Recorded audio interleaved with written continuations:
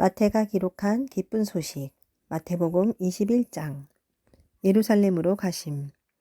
그들이 예루살렘 가까이 와서 감람산 기슭 밧베개에 이르렀을 때 예수님이 두 제자를 보내시며 이렇게 말씀하셨다. 너희는 맞은편 마을로 가거라. 거기에 가면 나귀 한 마리가 나귀 새끼와 함께 매여 있을 것이다. 그 나귀들을 풀어서 끌고 오너라. 누가 무슨 말을 하면 주님께서 쓰신다고 하여라. 그러면 곧 보내줄 것이다. 이것은 다음과 같은 예언자의 예언을 이루기 위해서였다. 시온 사람들에게 말하라. 보라, 너희 왕이 오신다. 그가 겸손하여 나귀를 탔으니 어린 나귀, 곧 나귀 새끼이다. 제자들이 가서 예수님이 명령하신 대로 나귀와 그 새끼를 끌어와서 자기들의 겉옷을 나귀 등에 펴자 예수님이 올라타셨다. 많은 군중이 겉옷을 벗어 길에 펴기도 하고 나뭇가지를 꺾어 길에 깔기도 했다. 그리고 예수님을 앞뒤로 에워싸고 가는 군중들은 다윗의 후손에게 호산나, 주의 이름으로 오시는 분에게 찬양을, 가장 높은 곳에서 호산나 하고 환호성을 올렸다.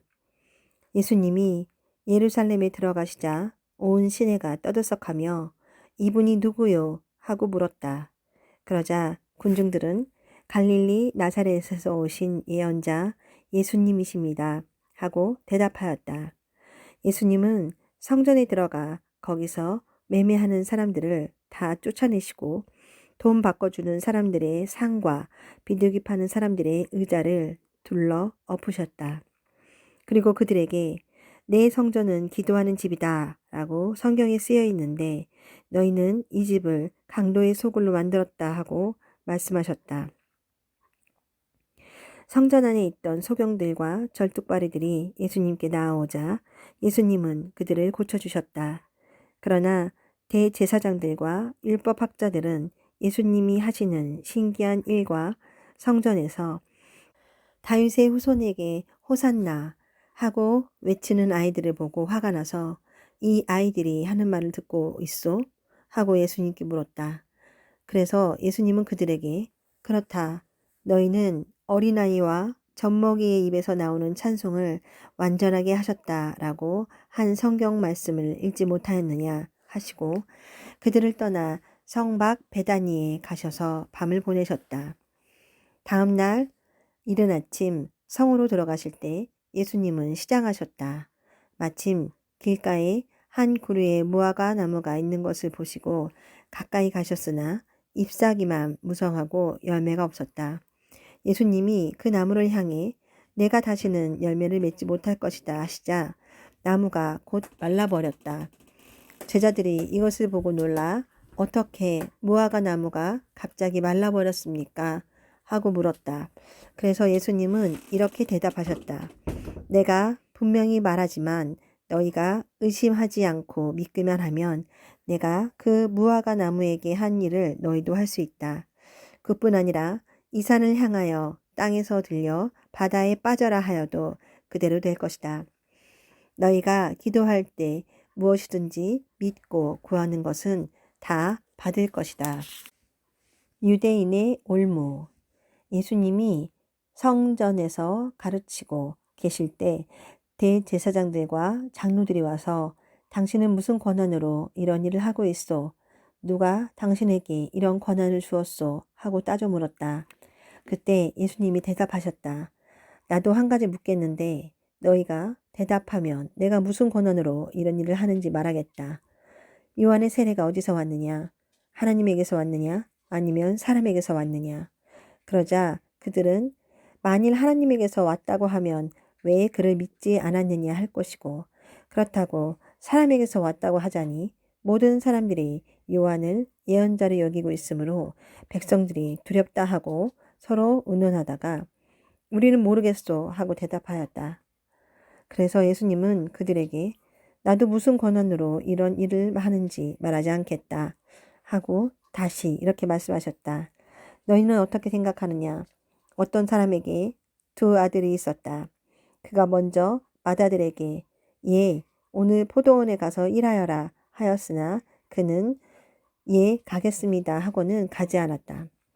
그가 둘째 아들에게도 가서 같은 말을 했는데 그는 싫습니다 하고 거절하였으나 뒤에 뉘우치고 갔다. 이 둘 중에 누가 아버지에게 순종하였느냐? 그들이 둘째입니다 하고 대답하자 예수님이 말씀하셨다. 내가 분명히 말해두지만 세무원과 창녀들이 너희보다 먼저 하나님의 나라에 들어간다. 요한이 와서 올바른 길을 가르쳤으나 너희는 믿지 않았고 세무원과 창녀들은 믿었다. 그리고 너희는 보고도 끝내 뉘우치지 않고 그를 믿지 않았다. 또 다른 비유를 들겠다. 어떤 사람이 포도원을 만들었다. 그는 포도원 둘레에 울타리를 치고 그 안에 포도즙 틀을 놓고 망대를 세운 후 농부들에게 새로 주고 멀리 여행을 떠났다. 포도철이 되어 주인은 자기 몫의 포도를 받아오라고 종들을 소작인들에게 보냈다. 그러자 소작인들은 종들을 잡아 하나는 때리고 하나는 죽이고 다른 하나는 돌로 쳤다. 주인은 처음보다 더 많은 종들을 다시 보냈으나 소작인들은 그들에게도 똑같이 하였다. 마지막으로 주인은 자기 아들을 보내며 그들이 내 아들은 존경하겠지 하였으나 소작인들은 아들을 보자 이 사람은 상속자이다. 자, 죽여버리고 그가 받을 유산을 우리가 차지하자 하고 서로 말하며 아들을 포도원 밖으로 끌어내 죽였다. 그러니 포도원 주인이 돌아오면 그 소작인들을 어떻게 하겠느냐? 그러자 그들이 대답하였다.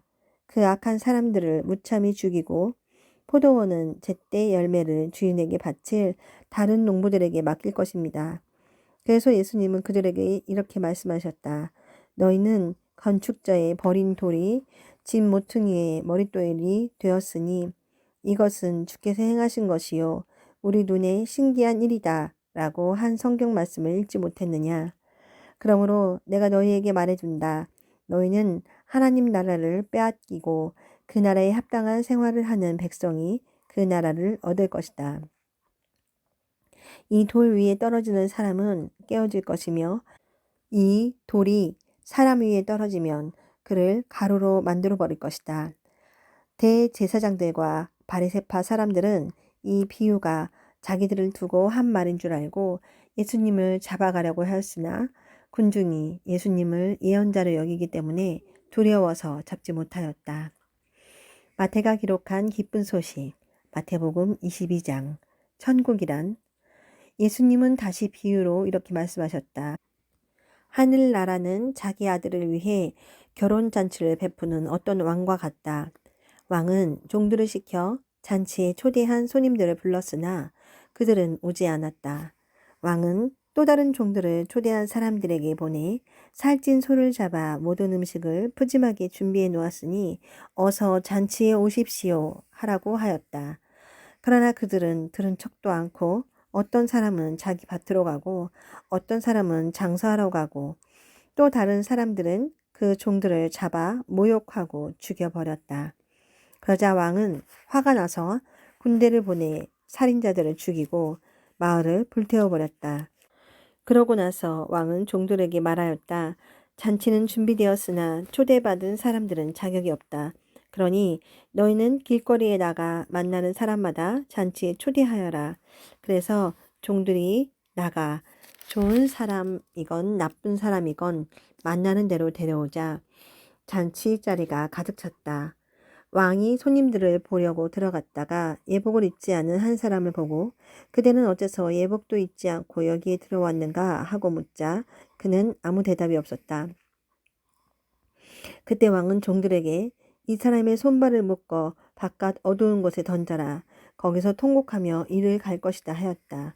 이와 같이 초대받은 사람은 많지만 선택받은 사람은 적다.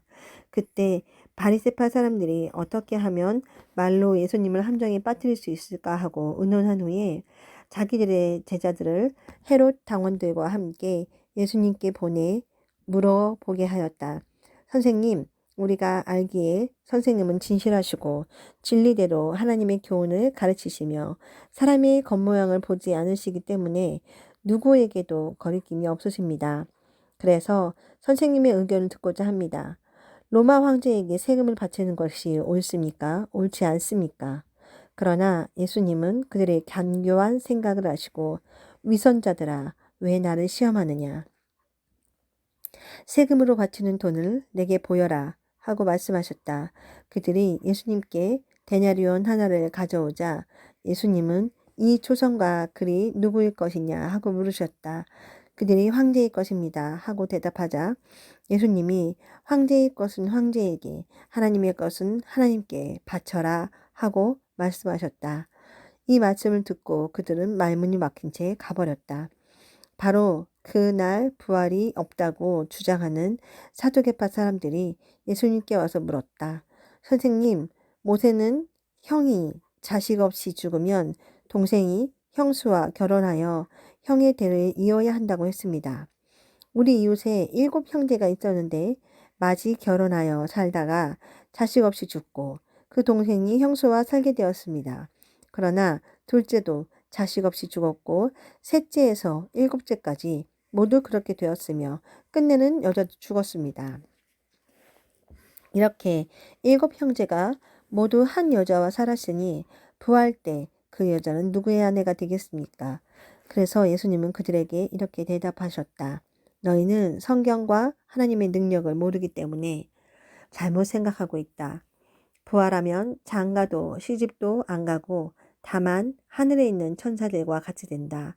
너희는 죽은 사람들의 부활에 대하여 하나님이 나는 아브라함의 하나님, 이삭의 하나님, 야곱의 하나님이다 라고 하신 말씀을 읽어보지 못했느냐? 하나님은 죽은 사람들의 하나님이 아니라 살아있는 사람들의 하나님이시다. 그러자 군중들은 예수님의 가르치심에 감탄하였다. 바리새파 사람들은 예수님이 사두개파 사람들의 말문을 막으셨다는 말을 듣고 다 함께 모였다. 그들 중에 한 율법학자가 예수님을 시험하려고 선생님, 모세의 법 중에 가장 큰 계명은 어느 계명입니까? 하고 물었다. 그래서 예수님은 이렇게 대답하셨다. 내 마음을 다하고 정성을 다하고 뜻을 다하여 주 너의 하나님을 사랑하라. 이것이 제일 중요한 계명이다. 그 다음은 내 이웃을 내 몸과 같이 사랑하라는 계명이다. 모든 율법과 예언자들의 가르침은 이 두 계명에서 나온 것이다. 바리새파 사람들이 모였을 때 예수님은 그들에게 너희는 그리스도에 대하여 어떻게 생각하느냐? 그는 누구의 후손이냐? 하고 물으셨다. 그들이 다윗의 후손입니다 하고 대답하자 예수님은 다시 그들에게 물으셨다. 다윗이 성령님의 감동으로 하나님이 나의 주님에게 말씀하셨다. 내가 내 원수들을 내 발 앞에 굴복시킬 때까지 너는 내 오른편에 앉아 있거라고 하지 않았느냐? 다윗이 이렇게 그리스도를 주라고 불렀는데 어떻게 그리스도가 다윗의 후손이 되겠느냐? 그러자 한마디도 대답하는 사람이 없고 그날부터 예수님께 묻는 사람도 없었다.